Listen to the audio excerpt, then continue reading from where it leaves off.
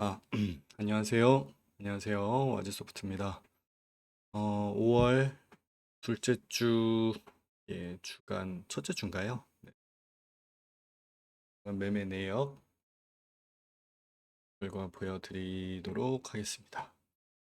한 주 동안 정말 수고 많으셨고요. 확실히 이번 주는 조금 움직임이 그렇게 크지 않은 모습을 좀 많이 보였습니다. 우선 저희는 이번 주에는 조금 누적적으로 손실이 좀 발생을 했고, 다행히 5월 달 손익은 지켜주고 있는 모습인데, 그래도 이번 주에 너무 움직임이 적다 보니까는 조금 손실이 컸던 날들이 조금 있네요. 월요일과 수요일은 좀 손실이 났고, 이제 화요일 날, 목요일 날, 금요일 날은 익절을 했지만 좀 큰 손실을 만회하기에는 조금 부족하지 않았나. 일단은 그렇게 좀 보고 있습니다. 세부 내역을 한번 보자면 이 60분 봉으로 봤을 때 5월 3일부터니까 요 날부터 지금 거의 박스에 갇혀 있는 상황이죠. 위아래 박스를 치고 이제 그 밖으로는 벗어나지 않는 모습인데, 이 모습을 이제 일봉이라든가 주봉, 월봉으로 봤을 때는 지금 일봉에서 60선을 넘어가고 나서 이게 이제 200선인데 200선의 저항을 받고, 그렇다고 다시 내려오지 않고 올라가는 올라가는 속도가 너무 가팔랐기 때문에 조금은 여기에서 지지 저항을 받고 있는 그런 모습을 보여주고 있습니다. 좀 목요일인가요? 이제 미국의 금리 발표가 뭐 당연히 예상은 다들 동결이라고 예상은 했지만, 더 관심 있었던 것은 그 발표 직후에 있는 파월의 향후 계획이라든가 파월의 생각을 좀 읽고자 하는 그 모습에서도 뭐 그렇게 어떤 방향을 보여주는 멘트는 없었던 것 같아요. 거의 원론적인 이야기만 꺼냈고, 향후 뭐 이런 관세들이 금리라든가 미국의 어떤 이렇게 좋지 않은 영향을 줄 수 있다 정도. 이제 그 내용을 보고 추후에 이제 판단을 해도 늦지 않다. 뭐 이 정도의 코멘트만 했기 때문에 그게 시장에서는 실망감이라고 하기도 그렇고, 그렇다고 어떤 환호를 지르기에도 조금 부족한 일단 그런 모습들을 보여줬습니다. 차트적으로는 좀 이런 모습들이 있고, 주봉상으로도 지금 이제 20선과 60선 사이에서 일단 60선을 안착하는 모습과 20선을 뚫기에는 아직 조금 부족한 모습이 좀 보여지고 있기 때문에 조금 그런 모습이고, 그나마 다행인 건 이 25년 2월 달 트럼프가 이제 취임한 직후에 관세 발표 직전, 그러니까 더 정확하게 얘기하면 그 중국의 AI 굴기에 대한 미국의 반응이 있기 직전과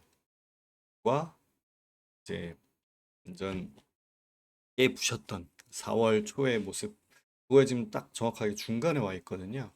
여기에서의 시장에서는 일부 전문가들은 더 큰 하락이 올 것이다, 한 번 더 내려올 것이다 라고 말씀을 하는 분들도 계시는데, 저는 개인적으로는 그러기에는 그럴 가능성은 크지 않다라고 봅니다. 거의 2년, 3년에 한 번씩 이렇게 이게 이제 월봉 20선인데 요 선을 터치하고 올라갔다가 또 올라갔다가 내려왔다 올라갔다 이런 걸 반복하는데, 지금 여기까지 빠진 것만 해도 거의 코로나 수준보다 더 심하게 빠졌어요. 내려간 그 가격을 보자면. 코로나보다 더 심한 무언가가 오기에는 좀 무리가 있다라고 보여지고, 또 월봉에서도 보시면 이제 아시겠지만 딱 내려갔던 지점이 그 전 고점에서 딱 반등을 줬기 때문에 이 이상을 내려온다라는 건 있을 수가 없고, 더 내려와 봤자 월봉 20선에서 한번 다시 또 안착을 하고 올라가는 그 정도를 생각을 할 수는 있겠으나, 뭐 더 큰 대하락이 온다 이렇게 보기는 현실적으로는 쉽지 않을 것으로 보입니다. 현재로서는 그렇고요. 개별 주식도 뭐 이게 엔비디아도 그렇고 마이크로소프트도 그렇고 어느 정도 다시 자리를 잡아가고 있는 그런 모습들이 있기 때문에 이제 시장이 조금 안정적으로 돌아가고 있지 않는가, 뭐 이제 그런 모습을 이제 해봅니다. 현재로서는 다음 주에 이제 가장 걱정이 되는 건, 일단 첫 번째로는 악재라고 하면 이제 인도와 파키스탄의 전쟁이 될 것이고, 호재라고 하면은 거꾸로 푸틴과 이제 우크라이나 젤렌스키 대통령이 이제 만날 수 있다라는 기사가 나오고 있어요. 주말 동안에. 그래서 이제 그런 모습들에 대해서는 조금 호재와 악재가 겹치는 상황이 될 수도 있다라고 보고요. 그런 점들을 잘 보면서 대응을 좀 하면 어떨까 뭐 그런 생각을 합니다.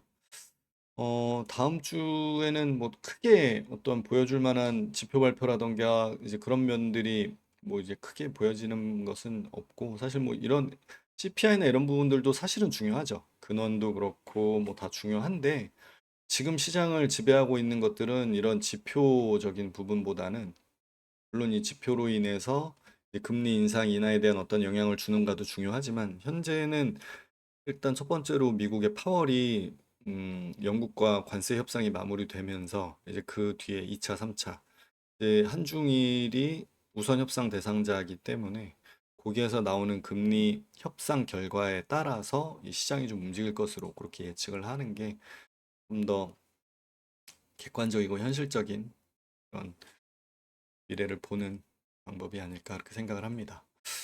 다음 주도 어떤 큰 흐름을 보이기는 좀 쉽지 않아 보이고, 현재로서는 지금 요 안에 박스에 갇혀 있기 때문에 요 박스를 벗어나는 모습을 어떻게 보일 것이냐, 눌렀다 갈 것이냐, 누르면 이제 19,900대까지 보이고, 이걸 뚫었을 때도 어차피 한 번은 또 이 20선에 대한 요 방향이 틀어질 때까지의 시간이 필요하기 때문에 바로 뭐 2만 1,000, 2만 2천까지 올라가기는 지금 당장으로서는 쉽지 않아 보이고, 그리고 또 올라가기에는 여기에 매물이라든가 그쵸? 뭐 해외 선물에서 매물이 중요한 건 아니지만 실질적으로 사람들이 보는 이 차트에 대한 관점이 있기 때문에 매물이라는 표현보다는 여기 이제 저항들, 각 저가들이 많이 몰려 있는 이런 저항들이 하나의 또 올라가기에는 기대급부가 될 수 있기 때문에 이런 부분들을 좀 잘 관찰하시면서 가면 될 것 같고, 그래도 다행인 거는 이 하루하루 움직임이 생각보다 매우 컸잖아요.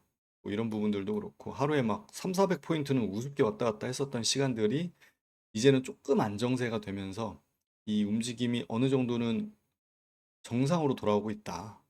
정상으로 돌아오고 있다. 뭐 2% 올라가는 게 쉽지 않았습니다, 원래는. 근데 어느 순간부터 아침에 일어나서 한두 시간 지나면 2%가 올라 있고 2%가 빠져 있고 이랬던 날들이 많았어서 조금은 안정세를 타고 있는 상황이기 때문에 다음 주는 조금 안정적인 움직임에 맞게 매매를 뭐 저희도 하고 여러분들께서도 좀 하셨으면 됐다. 뭐 이런 말씀 드리면서 이번 주 주간 보고 마무리하도록 하겠습니다. 한 주간 모두 수고 많으셨고요. 다음 주에는 다들 좋은 결과 있으시길 바라고, 지금 가정의 달입니다. 가정의 달인데 좀 가족들과 많이 시간을 좀 보내는 그런 시간을 많이 가지셨으면 좋겠습니다. 모두 한 주간 수고 많으셨고요. 다음 한 주간도 화이팅 하시길 바라겠습니다. 여기까지 하겠습니다. 감사합니다.